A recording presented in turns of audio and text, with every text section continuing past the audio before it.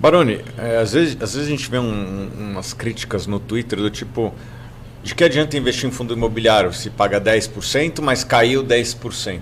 Obviamente que essas críticas não têm tido muito sucesso, porque as pessoas veem o seu argumento, que você vai dar agora, e estão comprando. Tanto é que o número de investidores em fundo imobiliário, acho que não teve um mês que andou para trás, só cresce porque as pessoas entendem que essa crítica é uma crítica vazia. Por que é uma crítica vazia? É uma crítica vazia porque a pessoa está olhando um lado só, né? Ela está olhando o lado em que ela quer justificar o motivo pelo qual ela não quer comprar ou ela vendeu. Então ela fica se retroalimentando e reafirmando uma coisa que na verdade não tem substancialidade nenhuma. Mesmo porque se cair 10% todo ano, depois de 10 anos... Então, mas você comprou mais cotas, né? Esse é o ponto.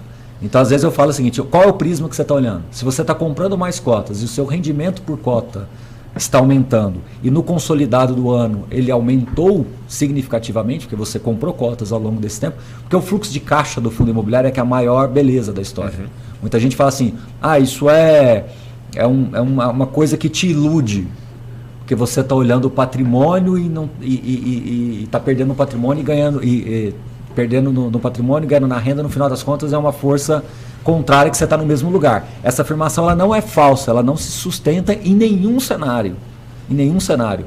Porque se você pega uma carteira de fundos imobiliários em que você realmente está recebendo fluxo de caixa e está comprando mais cotas, ainda que o seu patrimônio financeiramente esteja caindo quando você olha ali no saldo da corretora, você comprou mais cotas e aumentou a sua renda. Aí entra aquela questão toda que a gente sempre fala. O ponto é, você acha que os juros vai ficar nesse patamar durante a eternidade? Você vai perpetuar IPCA mais 7? Perpetuar a ascensão dos juros, não é nem o patamar, é a ascensão, tem que subir todo ano para cair todo ano. E aí desvirtua-se tudo, né? Por exemplo, a pessoa que comprou o IPCA mais 6 achando que estava fazendo um excelente negócio, e realmente pode ter sido feito, não vamos discutir. Mas agora com o IPCA mais 7, ele já teve uma marcação. Então ele também já perdeu, 5%, 6% do patrimônio. Então o que eu falo é que o fundo imobiliário, só para concluir um segundinho, eu acho que o grande ponto é que na renda fixa, o principal e o rendimento, eles se acumulam, eles se misturam. E no fundo imobiliário eles dissociam. E essa dissociação, ela traz um erro de premissa gravíssimo. Gravíssimo, porque assim, às vezes a pessoa está pegando o fluxo de caixa do fundo imobiliário e está comprando uma ação. Aí a ação pode até subir, tudo bem, ok, ele fez um excelente negócio ali. Só que de onde veio o dinheiro? Veio da carteira do fundo imobiliário que abasteceu ele lá. Ele pode ter comprado o IPCA mais 7, tudo bem, IPCA mais 6,5, que de repente pode subir em algum momento numa marcação mercado. Só que como ele desmembrou o dinheiro, ele não tem como mapear de onde vieram os recursos que ele aplicou. Você, por exemplo, Thiago, pode ter investido em Apple, em Facebook, enfim, em alguma empresa internacional, com o fluxo de caixa da sua carteira de fundos imobiliários. E aí, como é que você faz isso, Matheus? Como tem essa dissociação, você se perde.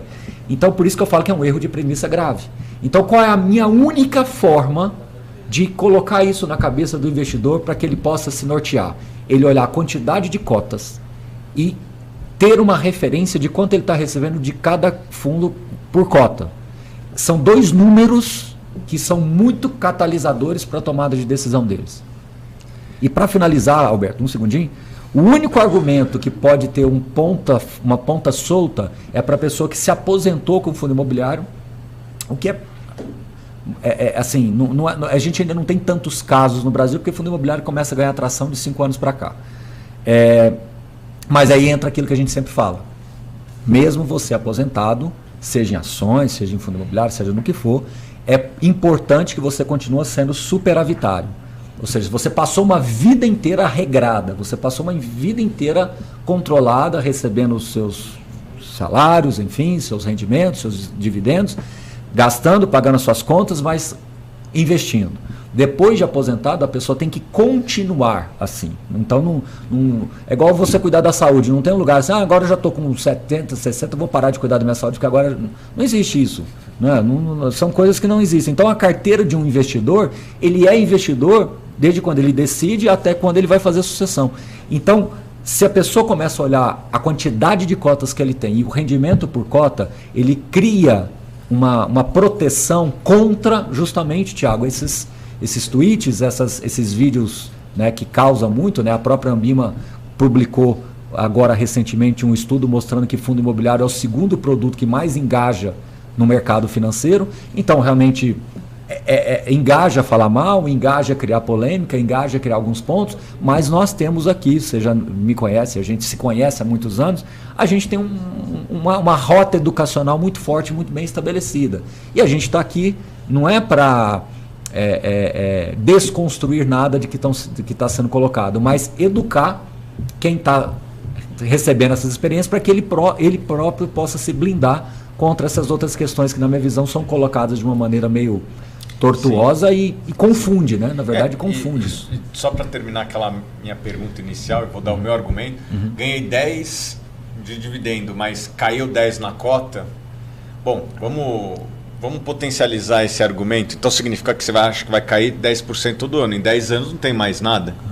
Então o imóvel não vale mais nada? Pensa numa fazenda. Então, esse argumento, ele é uma fotografia, ele é construído em cima de uma fotografia que de fato nos últimos 12 meses não foi bom, mas se você pegar qualquer ativo do mundo, você consegue encontrar janelas de 12 meses que não foi bom. Você pega a ação da Apple, que é uma das melhores histórias do capitalismo da humanidade. Você consegue pegar janelas lá em 2008, na bolha da internet, mais recentemente em 2013, 2016, e que elas não foram também. Então, se você tomasse uma decisão de Apple baseado nessas janelas, você ia chegar numa conclusão equivocada. É isso que eu sugiro para as pessoas. Não olhem somente uma janela de 12 meses para tomar uma conclusão. Na verdade, o investidor, às vezes, ele gosta de fazer alvo ao tiro e não tirar o alvo. Ele quer construir uma engenharia reversa para alimentar uma coisa que ele leu no Twitter, tomou uma decisão de investimentos e agora ele tem que sustentar uma coisa que, na verdade, não se sustenta. Só que ele tem que criar isso. O investidor que falou isso daí que o Thiago disse, ele não entende a essência do que é investir. Porque investir não é nem de fundo porque imobiliário. o retorno está no que o ativo produz.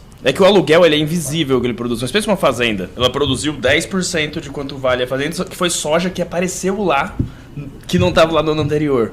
Né? Pensa que ele vai vender isso daí por 10%, né? E ele distribui isso como dividendo e a fazenda caiu 10%. Pensa que no ano seguinte vai aparecer de novo a soja ali. Por quê? Porque ela produz isso. Né? E o ponto é que ele só vai cair para zero só para de produzir. O ponto é a produtividade do ativo e não a cotação. Né? E Alberto, na verdade a gente tem visto cada vez mais nos relatórios de fundos aluguel, né? Então, a gente tem visto cada vez mais nos relatórios de fundos imobiliários, principalmente quando tem o desinvestimento, os gestores colocando a taxa interna de retorno. E a grande maioria das taxas internas de retorno de 2 dígitos. Então criou-se os dogmas que, pelo fato de fundo imobiliário ser uma indústria muito recente, há 7 anos, olha só esse número. Um problema olha também só é olhar esse número. Nominal, hoje né? o FIX tem 114 fundos. 114 fundos. Se eu for fazer um estudo pegando de 7 anos para cá, dos 114 fundos, somente 31, que é 27%, tem histórico de 7 anos. Por favor, né, Thiago? É um mercado muito jovem. E aí nós tínhamos há 7 anos atrás pouco mais, né? 100 e poucos mil investidores, né? Fechamos 2018 com 200 mil investidores e hoje tem 2 milhões e 700. Ou seja, dos 114 do IFIX, nós temos somente 27 que tem um histórico de 7 anos e nós temos 90% das pessoas que investem exatamente nesses 6, 7 anos. Ou seja, as pessoas estão tentando criar um recorte totalmente direcionado por uma situação que, se você perpetuar isso como verdade, é completamente inóspito, né? Porque você não vai, como você está falando, você não vai ter mais nenhuma produtividade, é como se os shoppings não fossem continuar produzindo retorno, como se os aluguéis nunca mais fossem subir, como se o metro quadrado da construção tivesse se mantendo estático o tempo todo. Então são premissas que não se sustentam. Então o que é mais fácil? Eu conto uma história meio escatológica, coloco como se fundo imobiliário não tivesse essa eficiência e faço o alvo ao tiro. Eu pego esse recorte temporal que é fácil de contar essa história e perpetuo. Então, assim, de novo, eu acho que o maior... Agora, o que eu vejo mais positivamente é que são exatamente tweets assim, vídeos assim, situações assim, que nos permite ter oportunidade de educar o investidor. Porque se não tivesse isso, a gente talvez... Não, eu acho o debate ele é muito rico, porque as pessoas podem ver o seu argumento, podem ver o argumento dos outros e com isso formar uma opinião. E o que a gente tem visto é que o número de investidores tem crescido. Então, esse debate rico, as pessoas têm tomado uma conclusão que é muito mais alinhada com o que você falou, não porque é você que falou, mas porque, na minha concepção, faz mais sentido, tanto é que as pessoas estão comprando.